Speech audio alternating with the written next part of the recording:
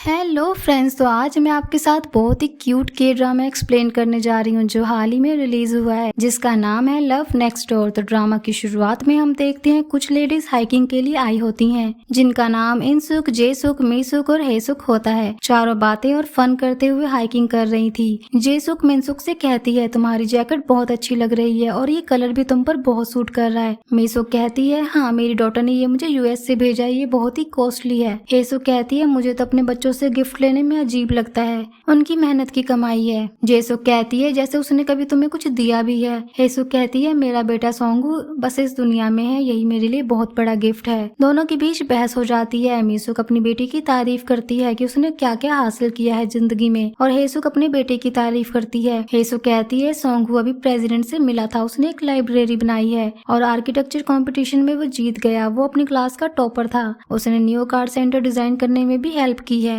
वो national swimming team में भी था और फर्स्ट आया था। मीसुक कहती है, मेरी डॉटर रियो ने भी सबसे बड़ी यूनिवर्सिटी से ग्रेजुएशन की है, उसने किसी कंपनी में अप्लाई नहीं किया, यूएस की सबसे बड़ी कंपनी ने उसे खुद ऑफर करके बुलाया था। वो सबसे ज्यादा वहाँ कमाती है। वर्ल्ड के सेकंड रिचेस्ट इंसान के साथ वो हर फ्राइडे बियर पीती है। दोनों में अपने बच्चों की काबिलियत बताने की होड़ लग जाती है और इनसुक और जेसुक वहाँ से निकल जाती है। वही एक अवार्ड फंक्शन की तैयारी चल रही थी। सेओंगू के दोस्त उसका वेट कर रहे थे, मगर वो तो एक क्लाइंट के साथ मेमोरियल पार्क बनाने का आइडिया डिस्कस कर रहा था, जो फ्यूनरल डायरेक्टर है। सेओंगू ये कहता है, हमें इस पार्क में एक लाइब्रेरी या कैफे बनाना चाहिए जहाँ मिलने आए हुए लोग बैठ सकते हो और वहाँ कुछ ऐसी चीज रखी जाए जो उनसे बिछड़े हुए लोगों की याद दिलाए, इससे उनके चेहरे पर स्माइल आएगी। ये आइडिया डायरेक्टर को बहुत ही अच्छा लगता है। तभी सोंगू को उसकी फ्रेंड का कॉल आता है जो बताता है अवार्ड सेरेमनी बस शुरू ही होने वाली है। सोंगू तो इस बारे में भूल ही चुका था। वो भागते हुए अवार्ड सेरेमनी पहुंचता है जहां उसका दोस्त सोंगू के बिहार पर अवार्ड ले ही रहा था, मगर सोंगू पहुंच जाता है और अवार्ड लेता है और स्पीच देता है। सोंगू स्पीच में सिर्फ थैंक यू कहकर नीचे आ जाता है। वहीं ये चारों लेडीज माउंटेन के टॉप पर पहुंच जाती हैं। सभी बैठे होते हैं, तभी अचानक मिसुक अपने बैग से सभी को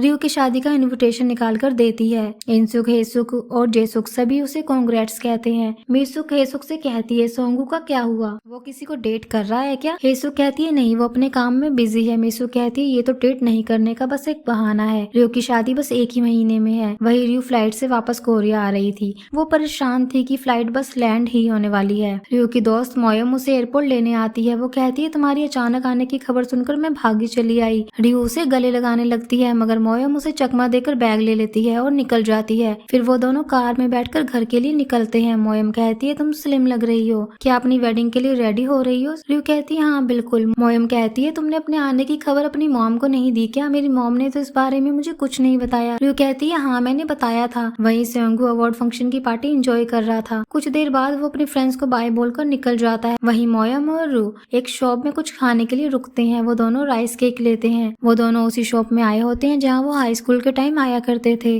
वो दोनों खा ही रहे होते हैं, तभी रियो डोंगजिन को वहाँ देखती है और मोयम को लेकर नीचे सर कर लेती है। वो छुप जाती है। डोंगजिन ऑर्डर देता है और इन दोनों को ऐसे देखकर सोचने लगता है कि इन्हें क्या हुआ है। वो बाहर आता है तो उसका सर उसे देख लेता है और सारा खाना उससे छीन लेता है क्योंकि उसमें हाई कैलोरीज थी। उसके जाने के बाद मोयम कहती है, ये क्या था, तुम अपने भाई से क्यों छुप रही थी? तुम्हारी फैमिली को पता नहीं है क्या कि तुम कोरिया में हो? रियो कहती है कि मैं उन्हें सरप्राइज देना चाहती थी, मगर मोयम कहती है, ठीक है फिर तो हमें ये अच्छे से करना चाहिए। वो रियो के साथ बैलून्स लेती है और उसे कहती है, हमारी मॉम्स के आने से पहले हमें घर डेकोरेट करना चाहिए। रियो मोयम से कहती है कि तुम मुझे प्रॉमिस करो कि आज का दिन खत्म होने तक तुम मेरे साथ रहोगी और मुझे छोड़कर बिल्कुल भी कहीं नहीं जाओगी। तभी मोयम को अपने ऑफिस से कॉल आता है और उसे वापस जाना पड़ता है। रियो कहती है, पर मेरा क्या होगा? मोयम वहाँ से भाग जाती है। रियो चलते चलते गली के पास पहुँचती है। वहाँ वो एक घर देखती है जो पहले एक सोना हुआ करता था। जब वो छोटी थी तो उसकी मॉम उसे यहीं नहलाया करती थी और सोंगू की मॉम भी उसे यहीं लाया करती थी। रियो यही सब सोच रही थी कि हम दोनों की मॉम हमें साथ नहलाती थी। वो सोचती है कि ये सोना अब क्या बन चुका है। तभी पीछे से सोंगू आता है। उसे देखकर रियो हैरान रह जाती है और उसके हाथों से बैलून छूट जाता है। सोंगू कहता है कि तुम यहाँ क्या कर रही हो? रियो कहती है, मेरी मर्जी, मेरी जिंदगी है, तुम्हें इससे क्या? सोंगू कहता है, तुम मेरी जमीन पर खड़ी हो। रियो कहती है कि क्या वाकई तुमने ये खरीद लिया?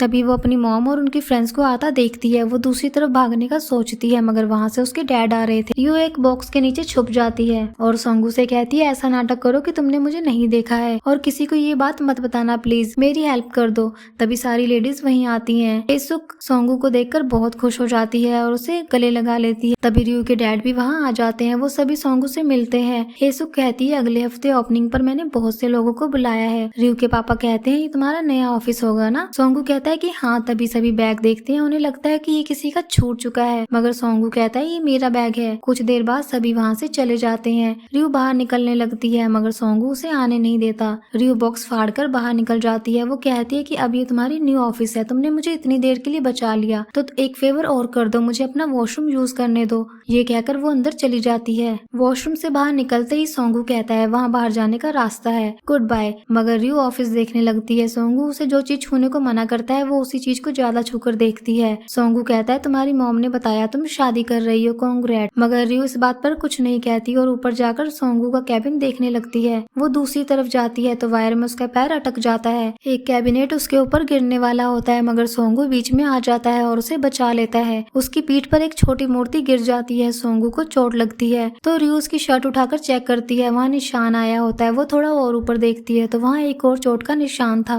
जो उसे बचपन में लगा था जब वो झगड़े में रियो की हेल्प कर रहा था। रियो कहती है ये निशान अब तक यही है। सोंगू उससे कहता है जितना जल्दी हो सके अपनी मॉम से मिलो वरना बाद में तुम्हारे लिए ही प्रॉब्लम होगी। वही मोयम अपनी एकेडमी में आती है। वो इमरजेंसी मेडिकल टीम में काम करती थी। वो अपनी टीम के साथ एक लोकेशन पर पहुंचती है। एक आदमी को काफी चोट लगी थी और उसके हाथ पैर भी सूज गए थे। मोयम उसका शुगर लेवल चेक करने को कहती है मगर वो आदमी करने नहीं देता और कांच की बोतल उठा लेता है और मोयम को मारने लगता है। एक आदमी मोयम की हेल्प करने आता है। वो कहता है मैं ताइक्वांडो में रेड बेल्ट हूँ और उस आदमी को रोकने जाता है मगर पैर फिसलकर वो खुद ही गिर जाता है और उसके हाथ में चोट लग जाती है। तभी मोयम उस आदमी की बोतल पर एक किक मारती है और कहती है मैं रेड बेल्ट हूँ। वो आदमी उसे बहुत गौर से देखता है और हैरान रह जाता है। वहीं सोंगू और रियो अपने घर की तरफ आ रहे थे। अचानक घर आने से पहले रियो अपने सूटकेस से बहुत सारे जैकेट्स निकालती है और पहन लेती है और कहती है अब मैं तैयार हूँ, मुझे कोई मारेगा तो लगेगी नहीं। अचानक वो सोंगू से कहती है कि तुम्हें मेरे साथ रात गुजारनी होगी। सोंगू डर जाता है। वो कहता है ये तुम क्या बोल रही हो।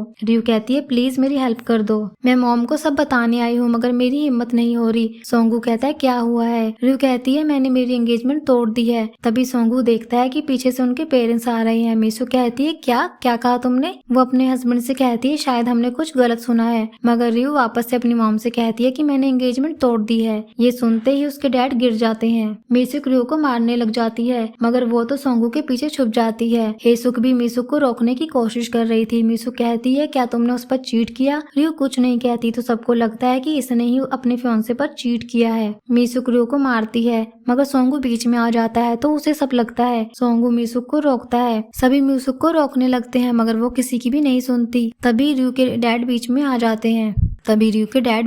जाते हैं। वो मीसुक को शांत करवाते हैं और कहते हैं कम से कम उसकी बात तो सुन लो कि क्या हुआ है। मीसुक कहती है ठीक है बोलो क्या हुआ था। रियो कहती है आप मुझे मारोगी तो नहीं। मीसुक बोलती है नहीं बोलो। रियो कहती है कि मैंने अपनी जॉब छोड़ दी, अब मेरे पास कोई काम नहीं है। ये सुनकर उसके डैड फिर से गिर जाते हैं। मीसुक को बहुत गुस्सा आता है, वो उसे मारने लगती है तो रियो सोंगू का हाथ पकड़कर उसे वहाँ से लेकर भाग जाती है। मीसुक उनका पीछा कर रही थी। सोंगू को याद आता है कि वो बचपन में भी ऐसे ही खेल में भागा करते थे, एक दूसरे का हाथ पकड़कर। सोंगू उसका हाथ पकड़कर आगे भागता है। कुछ दूर जाकर मीसुक थक जाती है और वहीं बैठ जाती है। थोड़ी देर बाद रियो और सोंगू भी रुकते हैं। वो दोनों एक बेंच पर बैठ जाते हैं। फिर रियो अपनी जैकेट निकालती है और सोंगू को पकड़ने के लिए देती है। इसके बाद वो किनारे पर खड़ी हो जाती है। सोंगू बेंच पर बैठता है। वो पूछता है कि तुमने झूठ क्यों कहा कि तुमने अपने फियांसे को चीट किया है। रियो कहती है क्यों तुम्हें भरोसा नहीं है क्या कि मैं ऐसा कर सकती हूँ, मैंने तो इससे भी बड़ा कुछ छुपा रखा है मगर मैं ठीक हूँ। सोंगू कहता है नहीं तुम ठीक नहीं हो, तुम्हें तकलीफ हो रही होगी। रियो कहती है ऐसा नहीं है, मुझे बस लग रहा था कि मेरी लाइफ मुझ पर बोझ बन चुकी है, हमेशा कंप्यूटर के सामने बैठे रहना पड़ता था। अचानक यूएस में चली गई और फिर मेरी एंगेजमेंट हो गई। मैं थक चुकी थी इसलिए मैं वहाँ सब कुछ छोड़कर यहाँ पर चली आई। सोंगू कहता है कि तुम में तो काफी हिम्मत है। तभी उसे डोंगजिन का कॉल आता है। वो कहता है रियो को लेकर घर आओ, मॉम ने कहा है कि वो उसे नहीं मारेंगी। सोंगू उससे कहता है कि तुम्हारी मॉम अब शांत हो चुकी है, वो तुम्हें नहीं मारेगी, तो घर चलो और सब कुछ ठीक करो। रियो कहती है क्या सच में। सोंगू कहता है कि हाँ चलो, मैं भी साथ चलता हूँ, मुझे देखकर वो कुछ नहीं करेंगी। वहीं हॉस्पिटल में ये आदमी मोयम से बात करने आता है। वो उसका नाम पूछता है मगर मोयम उसे इग्नोर करके चली जाती है। वहीं रियो और सोंगू घर पहुंचते हैं। वो लोग अंदर जाते हैं। रियो बहुत डरी हुई होती है। घर के अंदर जाने के बाद सोंगू देखता है मीसुक सोफे पर सोई होती है। वो रियो से कहता है कि शायद वो रो रही है। रियो जैसे ही अपनी मॉम के पास जाती है, मीसुक उसे मारने के लिए छड़ी निकालती है। वो भागने की कोशिश करती है